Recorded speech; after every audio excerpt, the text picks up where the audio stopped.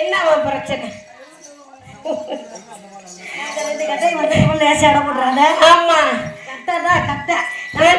ரெண்டு கட்டையும் வெயிட்டான கட்டை, சும்மா லேசான கட்டை இல்ல பாத்துக்க. ஆமாமா ரெண்டு கட்டையும் 50 கிலோ 60 கிலோ இருக்கும். கண்டிப்பா ஒப்புறான சத்தியமா அதான் உண்மை. அதுதான் உண்மை. இன்னைக்கு ஒரு நாள் கொடுக்கல் வந்த ஆடை என் மாட்டேங்க நான் கும்பிக்கு வந்துருக்கேன் ஒதுக்கி பார்த்தீங்க.